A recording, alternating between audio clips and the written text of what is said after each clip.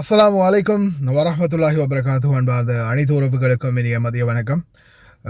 முக்கியமான ஒரு செய்தி, இரண்டு முக்கியமான செய்திகள் இருக்குது. மாத்தி போட்டாச்சு வச்சுக்கிடுங்களேன். மன உளைச்சலுக்கு எனக்கு நிறைய ஆளாயிட்டாப்ல. விமான நிலையத்தில் விமானத்தில் போனதே ஒரு மன உளைச்சலாக மாறி இருக்குது ஒரு சகோதரருக்கு.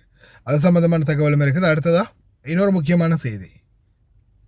விமான நிலையத்திலிருந்து குவைத் நோக்கி சென்ற ஸ்ரீலங்கன் விமான சேவைகள் நிறுவனத்துக்கு சொந்தமான UL 229 என்ற விமானம் இடைநடுவில் திருப்பி அளிக்கப்பட்டுள்ளது. விமானத்தில் ஏற்பட்ட தொழில்நுட்ப கோளாறு காரணமாக குறித்த விமானம் புறப்பட்டு 2 மணித்தியாலங்கள் 21 நிமிடங்களின் பின்னர் மீண்டும் கட்டுநாயக்க விமான நிலையத்துக்கே திருப்பி அழைக்கப்பட்டுள்ளது. இந்த விமானம் நேற்று மாலை 6:44 மணிக்கு கட்டுநாயக்க விமான நிலையத்திலிருந்து குவைத் நோக்கி புறப்பட்டது. எனினும் விமானத்தின் ஐட்ரோலிக் அமைப்பில் ஏற்பட்ட தொழில்நுட்ப கோளாறு காரணமாக விமானி இது குறித்து கட்டுநாயக்க விமான நிலையத்தில் கட்டுப்பாட்டு அறைக்கு தெரியப்படுத்தியுள்ளார். அதனைத் தொடர்ந்து விமானத்தை மீண்டும் திருப்புமாறு அறிவுறுத்தல் வழங்கப்பட்டது. இதற்கமைய செயற்பட்ட விமானி நேற்றிரவு 9:05 மணியளவில் விமானத்தை பாதுகாப்பாக கட்டுநாயக்க விமான நிலையத்தில் தரையிறக்கினார். சம்பவத்தின் போது விமானத்தில் 179 பயணிகளும் 8 விமான பணியாளர்களும் இருந்துள்ளனர். அவர்கள் அனைவரும் எவ்வித ஆபத்துமின்றி பாதுகாப்பாக தரையிறங்கியுள்ளனர். இது தொடர்பில் தெரிவித்த ஸ்ரீலங்கன் விமான சேவைகள் நிறுவனத்தின் கூட்டமைப்பு தொடர்பாடல் பிரிவின் தலைவர் தீபால் பெரேரா பாதிக்கப்பட்ட பயணிகளை மாற்று விமானங்களூடாக குவைத்துக்கு அனுப்பி வைக்க நடவடிக்கை எடுக்கப்பட்டுள்ளதாக தெரிவித்தார்.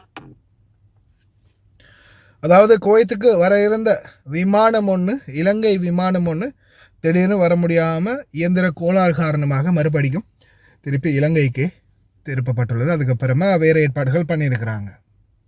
இதில் உள்ள சிக்கல்கள் என்னென்னா, சில நேரங்களில் இந்த தொழிலாளர்களில் ஒருத்தர்கள் வரும்போது புதிதாக வரவங்க இருக்கிறாங்க இல்லையா, குவைத்துக்கு புதிதாக வரக்கூடியவங்க, சம்டைம் கஃபீல் வீசாக்கு வந்து ஒரிஜினல் கஃபீலே தான் வேணும் அப்படின்னு இருக்கும் புதிதாக வரக்கூடியவங்களுக்கு. இதில் ஒரு சின்ன ஒரு தெளிவுபடுத்தல், அதாவது சில டைமில் நாளைக்கு அவருக்கு வேறொரு பயணம் இருக்குது, கஃபீல் வந்து நாளைக்கு வேறொரு நாட்டுக்கு போக வேண்டி இருக்குது, இன்றைக்கி உங்களை ரிசீவ் பண்ணுறதுக்காக காத்திருக்கிறாரு. இந்த மாதிரியான சூழலில் நீங்கள் வர வேண்டிய ஃப்ளைட்டு இன்றைக்கி அப்படி இந்த மாதிரி ஏதாவது ஒரு கோளாறு காரணமாக எல்லாம் வல்ல இறைவன் அனைவரையும் பாதுகாக்கணும், எந்த ஒரு இயந்திர கோளாறுகளும் இல்லாமல் அனைத்து விமானங்களும் நல்லபடியாக போக வேண்டிய இடங்களுக்கு போய் சேரணும் அனைத்து உலக மக்களுக்கும். ஏதாவது ஒன்று இந்த மாதிரி ஆகி உங்களால் வர முடியாமல் போய் அடுத்த நாள் தான் நீங்கள் வர போகிறீங்க, ஆனால் அடுத்த நாள் உங்களை ரிசீவ் பண்ணுறது உங்களுடைய கஃபீல் இல்லை அப்படின்ற பட்சத்தில், உங்களுடைய கஃபீல் இல்லாவிட்டாலும் உங்களுடைய கஃபீலுடைய உறவுகள் யாராவது, அதாவது அவருடைய இரத்த பந்தம் அல்லது அவருடைய மனைவி, ஸ்பான்சருடைய மனைவி அல்லது மாமா, அப்படி இல்லாத பட்சத்தில் கஃபீலுடைய தந்தை, சகோதர சகோதரிகள் அல்லது மகன் மகள் மனைவி, அதே மாதிரி கஃபீலுடைய சகோதர சகோதரி தந்தை, இவங்களால் உங்களை ரிசீவ் பண்ண முடியும். இப்போ கஃபீல் புதுசாக வரவங்களுக்கு கஃபீல் வந்தால் மட்டும்தான் வெளியில் விடுவாங்க, வேறு யாராலையும் போய் எடுக்க முடியாது அப்படின்ற ஒரு ரூல்ஸ் ஒன்று இருக்கு இல்லையா. அதில் வந்து பார்த்திங்கன்னா நம்மளுடைய கஃபீல் இல்லாட்டியும் கஃபீலுடைய மனைவி, மகள் அல்லது கஃபீலுடைய தம்பி தங்கை அண்ணன் இருக்காங்களே அவங்க, அல்லது தந்தை கஃபீலுடைய தந்தை, அவங்களில் யாராவது ஒருத்தர் வந்து அவங்கள ரிசீவ் பண்ண முடியும். இந்த விடயத்தை நல்லா ஞாபகம் வச்சுக்கோங்க. ஏன்னா சிலருக்கு வந்து தெரியாது இல்லையா, சிலர் வந்து கஃபீல் மட்டும்தான் வந்து நம்மளை எடுக்கணும் அப்படின்னு நினச்சிக்கிட்டே இருப்பீங்க. இல்லை, கஃபீல் இல்லாட்டியும் கஃபீலுடைய மகள் மனைவி, தம்பி தந்தை யாராவது ஒருத்தர் வந்து எடுக்க முடியும். அதே மாதிரி சில நேரங்களில் நீங்கள் வெளிநாட்டுக்கு போயிட்டு மறுபடியும் லீவில் போயிட்டு ரிட்டர்ன் வாரீங்க அப்படின்ற பட்சத்தில் உங்களால் உள்ளே வர முடியும், குவைத்துக்குள்ளே வர முடியும். அதே மாதிரி சிலர் என்ன செய்வாங்கன்னா, நாட்டுக்கு போயிட்டு வந்தப்புறமா அந்த வீட்டுக்கு போகாமல் ஏர்போர்ட்லேயே வச்சு வேறொரு இடத்துக்கு போயிடுவாங்க, சொந்த கஃபீல்ற வீட்டுக்கு போகாமல். அந்த மாதிரி ஒரு காலமும் செய்யாதீங்க. ஏன்னா அது இப்போ ஒரு கிரிமினல் குற்றமாக பார்க்கப்படுது. அதாவது ஏர்போர்ட்டில் வச்சு நீங்கள் கஃபீல்கிட்ட போகாமல் ஏர்போர்ட்லேயே இன்ஹாஸ் அப்படின்றது விழும்போது, அதுவும் வந்து பார்த்திங்கன்னா நீங்கள் திருப்பி நாட்டுக்கு போகும்போது ஒன்று கஃபீலை பிடிச்சி அதுக்கப்புறமா கேஸை கிளியர் பண்ணி அக்காம அடித்து தனாசர் எடுத்து அந்த மாதிரி செய்கிறது, அது ஓகே, அது வேறு விடயம். அப்படி இல்லாமல் நாட்டுக்கு போகும்போது விமான நிலையத்திலேயே நீங்கள் எஸ்கேப் ஆகி இருந்தீங்கன்னா உங்களுக்கு வந்து 1 மாதத்துலேருந்து குறைஞ்சது 2-3 மாதம் வரைக்கும் பெண்டிங் ஆகுது உங்களை வந்து கிளியர் பண்ணி அனுப்புறதுக்கு. அது மாதிரி நிறைய சம்பவங்கள் இப்போதைக்கு வரைக்கும் பதிவாகியிருக்கு. அதனால் தயவு செய்து கொஞ்சம் கவனம். அடுத்ததாக இந்த செய்தி நம்மளுடைய சகோதரர் ஒருவர் நம்மளுக்கு அனுப்பின செய்தி. அந்த நோய்ஸ் கொஞ்சம் காற்று கிளியர் ஆகும். ஏரோப்ளேன் சம்பந்தமா நம்ம ஃப்ரெண்டு போயிருக்காப்ல. அவர் வந்து விவரம் தெரியாம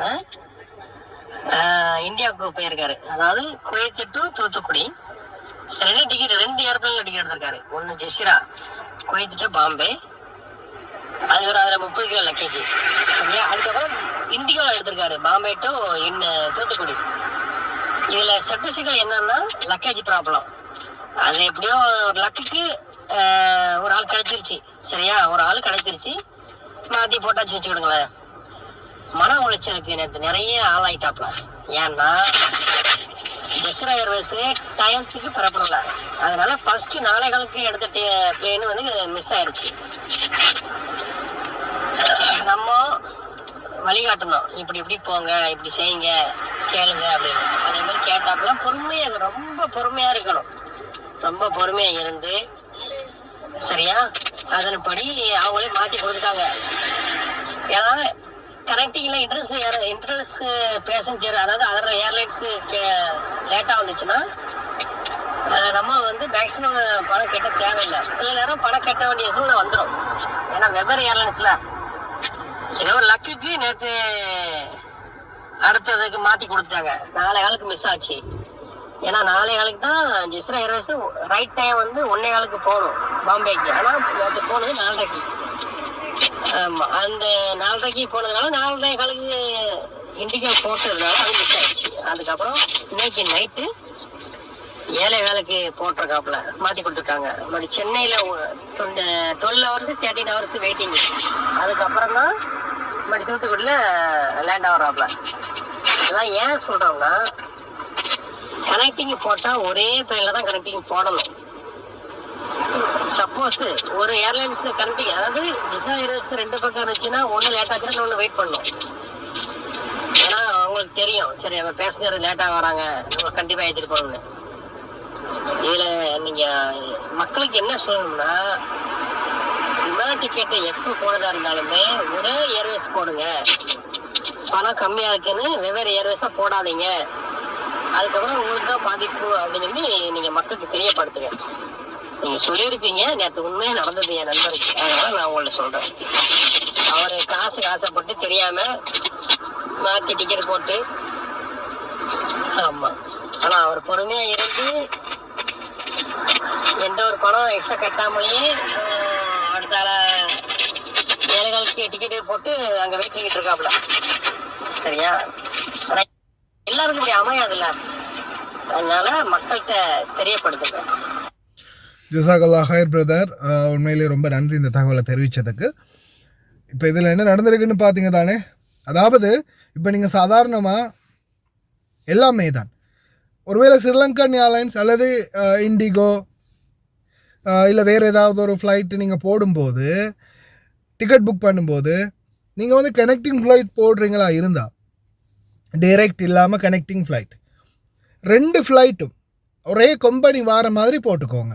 அதுதான் அவங்க தெளிவுபடுத்துறதுக்கான முக்கியமான காரணம். என்னென்னா, இப்போது நீங்கள் ஜெசீரா, இவர் வந்து ஜெசீரா போயிருக்கான்னு வைங்களேன். ஜெசீரா வந்து உதாரணத்துக்கு ஜெசீரா சவுதிக்கு போய் சவுதியிலேருந்து திருப்பி இந்தியாவுக்கோ இலங்கைக்கோ போகுதுன்ற பட்சத்தில், அதே அங்கே இருக்கக்கூடிய கனெக்டிங் ஃப்ளைட் அதுவும் ஜெசீராவாக இருக்கணும், இல்லாட்டி அல்சலாமாக இருக்கட்டும், இல்லாட்டி குவைட் ஏர்வேஸாக இருக்கட்டும், இல்லாட்டி கட்டார் ஏர்வேஸாக இருக்கட்டும், துபாயாக இருக்கட்டும், எதாக இருந்தாலும் சேம் ஃப்ளைட் என்னும்போது இந்த ஃப்ளைட் ஒருவேளை கொஞ்சம் டிலே ஆகி ரொம்ப லேட்டாகி அங்கே போய் லேண்ட் பண்ணினாலும் அந்த ஃப்ளைட் வந்து மற்ற பேசஞ்சர் நம்மளுடைய அதே கம்பெனி நம்மளுடைய அடுத்த ஃப்ளைட்டு வந்துக்கிட்டு இருக்குது, அதுலேயும் ஆளுங்க நம்மளுக்கு இருக்குது, சரி அவங்கள எடுக்க வரைக்கும் வெயிட் பண்ணணும்னு வெயிட் பண்ணுவாங்க. தாமதத்துக்கு 2 நம்ம அந்த ஃப்ளைட் வர லேட் ஆகிடுச்சு, அதாவது தான் லேட் பண்ணுறோம் அப்படின்னு சொல்லி அவங்க இன்ஃபார்ம் பண்ணிடுவாங்க. அப்போ அதை கம்பெனி அட்ஜஸ்ட் பண்ணிக்கும்.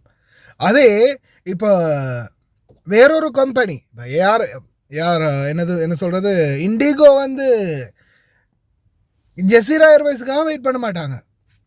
இண்டிகோவில் வந்து வெயிட் பண்ணிகிட்டு இருக்கும்போது கஸ்டமர்ஸ் வந்து நம்மளுக்கு ஜெசீராவிலேருந்து வந்துக்கிட்டு இருக்காங்க, ஜெசீரா ஏர்வேஸ் வந்து இறங்கும் வரைக்கும் நம்ம வெயிட் பண்ணணும் அப்படின்னு சொன்னால், இண்டிகோ கம்பெனி அவங்க வந்து என்ன சொல்லுவாங்க, நான் இல்லை கிளம்பு, மற்ற கஸ்டமருக்கு இது வந்து ஒரு ஃபீட்பேக்கில் பெரிய ஒரு இதாக வரும், கிளம்புங்க அவங்க வரலைன்னா பார்த்துக்கலாம் அப்படின்னு சொல்லி அனுப்பி விட்ருவாங்க. அதே சேம் கம்பெனி என்னும்போது நம்ம கஸ்டமர்ஸ் தான் வராங்க, சரி கொஞ்சம் வெயிட் பண்ணுங்கள், ஏதாவது பார்த்து அட்ஜஸ்ட் பண்ணிக்கலாம் அப்படின்னு அவங்களுடைய கம்பெனி, ரெண்டுமே அவங்களுடைய கம்பெனின்றதால அவங்களுக்கு வந்து அதை ரெப்புடேஷனை காப்பாற்றுறதுக்காக ரெண்டு பக்கமும் சேவ் பண்ண வேண்டி வரும். ஆனால் அப்படி இல்லாமல் மற்ற கம்பெனின்னும் போது யாரும் காத்திருக்க மாட்டாங்க, புரியுதா? அதனால் எப்போவுமே கனெக்டிங் டிக்கெட் போடும்போது, கனெக்டிங் ஃப்ளைட்டோ கனெக்டிங் டிக்கெட்டோ போடும்போது, டச் ஃப்ளைட் புக் பண்ணும்போது, டிக்கெட் புக் பண்ணும்போது டச் ஃப்ளைட்டில் போகிற மாதிரி ஒரே சேம் கம்பெனியாக புக் பண்ணிக்கோங்க. அந்த ஃப்ளைட் வேறு இந்த ஃப்ளைட் வேறு என்னும்போது சில நேரங்களில் இந்த ஃப்ளைட் போக தாமதமாகிடுச்சுன்னா அந்த ஃப்ளைட் எடுத்துருவாங்க, எங்களுக்காக வெயிட் பண்ண மாட்டாங்க. அதுதான் நீங்கள் இன்றைக்கி தெளிவுபடுத்துகிற ஒரு விடயம். தயவு செய்து ஞாபகம் வச்சுக்கோங்க இந்த விடயத்தையும். அதே மாதிரி குவைத் ஏர்போர்ட் வரவங்களுக்கும் ஒரு முக்கியமான தகவலை முன்னாடி சொல்லியிருந்தேன். மறக்காமல் இந்த தகவலை எல்லா நண்பர்களுக்கும் ஷேர் பண்ணுங்கள். நன்றி.